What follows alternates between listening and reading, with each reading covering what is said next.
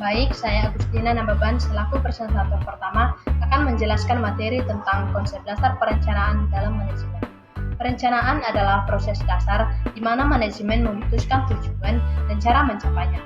Perencanaan dalam organisasi adalah esensial karena dalam kenyataannya, perencanaan memegang peranan lebih dibandingkan fungsi-fungsi manajemen lainnya.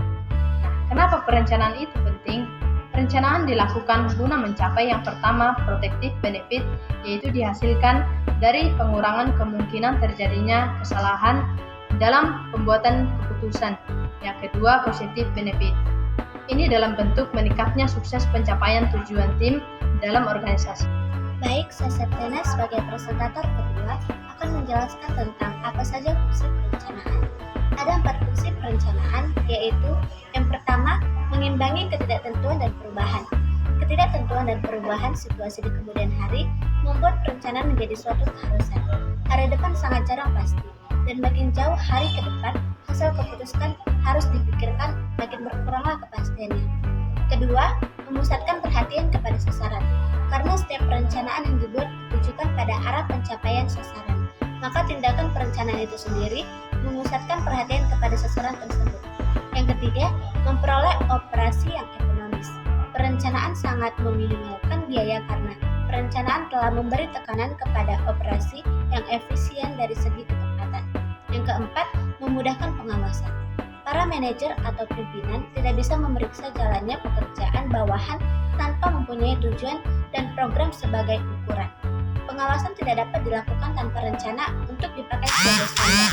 Perencanaan mempunyai banyak manfaat, contohnya membantu para manajemen untuk menyesuaikan diri dengan perubahan-perubahan lingkungan.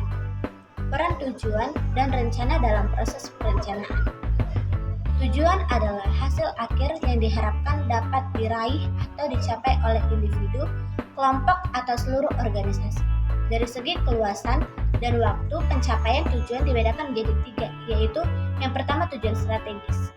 Tujuan yang ingin dicapai oleh perusahaan dalam jangka waktu yang relatif lama, biasanya 3 atau 5 atau juga lebih. Satu periode kegiatan antara 6 bulan hingga 1 tahun.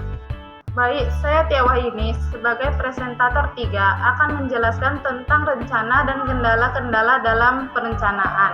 Rencana adalah segala bentuk konsep dan dokumentasi yang menggambarkan bagaimana tujuan akan dicapai dan bagaimana sumber daya perusahaan akan dialokasikan, penjadwalan dari proses pencapaian tujuan hingga segala hal yang terkait dengan mencapai tujuan. Dari segi keluasan dan waktu, rencana dapat dibedakan menjadi 3, yaitu yang pertama, rencana strategi atau jangka panjang, rencana yang akan dijalankan oleh seluruh komponen perusahaan dan dibuat dalam rangka pencapaian tujuan organisasi secara keseluruhan. 2. Rencana statik atau jangka menengah, rencana yang dijalankan untuk mencapai tujuan jangka menengah dan sebagai dorongan tercapai tujuan jangka panjang. 3. Rencana operasional atau jangka pendek, rencana yang dijalankan untuk mencapai tujuan jangka pendek dan sebagai dorongan tercapainya jangka menengah. Kendala-kendala dalam perencanaan. 1. Ketidakmampuan membuat rencana atau rencana yang tidak cukup baik.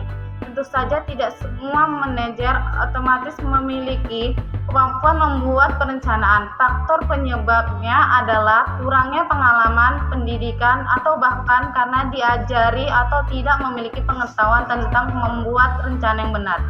2. Kurangnya komitmen dalam proses pembuatan rencana. Kebanyakan manajer beralasan mereka tidak cukup punya waktu untuk mengikuti proses pembuatan rencana yang cukup panjang atau bahkan mereka tidak membuat rencana yang memadai karena sebenarnya mereka takut gagal tidak mencapai yang mereka targetkan dalam rencana tersebut.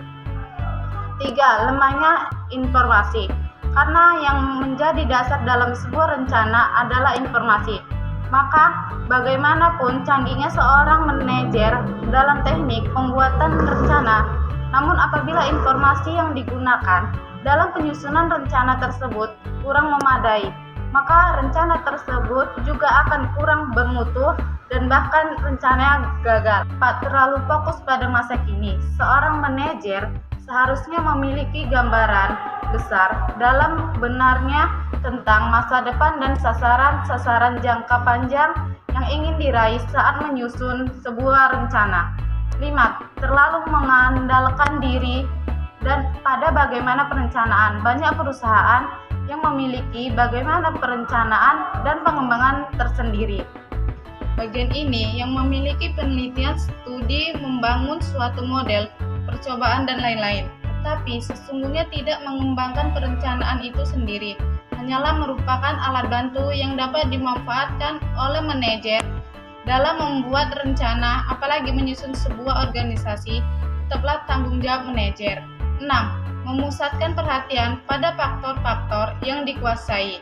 Seorang manajer harus memiliki komunikasi yang efektif dengan karyawan dan melibatkan mereka. Menyusunan rencana komunikasi yang efektif. Menjadi manajer memperoleh informasi yang berkualitas dan melibatkan karyawan dalam proses pembuatan rencana akan memperluas dan memperdalam perspektif rencana itu serta mengurangi resiko kurang ketidakberhasilan rencana tersebut saat dilakukan.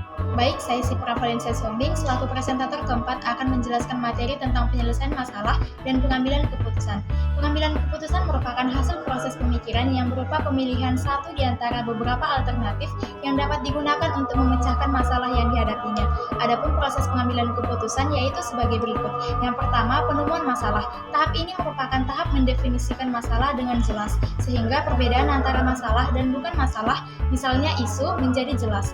Yang kedua, pemecahan masalah. Salah satu metode yang dapat dipergunakan adalah metode brainstorming atau curah ide, di mana seluruh pihak yang dilibatkan dalam penentuan alternatif secara kreatif dan bebas menawarkan berbagai langkah solusi yang terkait dengan masalah. Yang ketiga, pengambilan keputusan. Pada tahap ini, pengambilan keputusan melakukan evaluasi dan penilaian terhadap berbagai alternatif yang muncul untuk kemudian diambil satu atau lebih alternatif yang dianggap terbaik. Untuk dapat menentukan alternatif solusi yang terbaik, maka pendekatan bagian alur dapat dipergunakan untuk mendapatkan alternatif yang memungkinkan. Dan yang terakhir, implementasi dan pengawasan.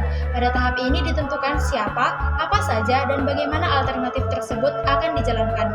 Pada proses ini, apa yang telah direncanakan dari alternatif yang akan dijalankan, kemudian diimplementasikan, lalu dilakukan proses pengawasan terhadap implementasi alternatif. Selanjutnya, dasar-dasar pengambilan keputusan. Yang pertama, intuisi adalah istilah untuk kemampuan memahami sesuatu tanpa melalui penalaran rasional dan intelektualitas. Yang kedua, pengalaman. Pengambilan keputusan berdasarkan pengalaman memiliki manfaat bagi pengetahuan praktis karena pengalaman seseorang memperkirakan keadaan sesuatu dapat memperhitungkan untung ruginya baik buruknya keputusan yang diambil. Yang ketiga, fakta. Dengan fakta, tingkat kepercayaan terhadap pengambil keputusan dapat lebih tinggi sehingga orang dapat menerima keputusan yang dibuat itu dengan rela dan lapang dada. Yang keempat, wewenang. Pengambilan keputusan berdasarkan wewenang biasanya dilakukan oleh pimpinan terhadap bawahannya. Hasil keputusannya dapat bertahan dalam jangka waktu yang cukup lama, tetapi dapat menimbulkan sifat rutinitas dan sering melewati permasalahan yang seharusnya dipecahkan sehingga dapat menimbulkan kekaguran. Yang terakhir, rasional. Pengambilan keputusan secara rasional berlaku sepenuhnya dalam keadaan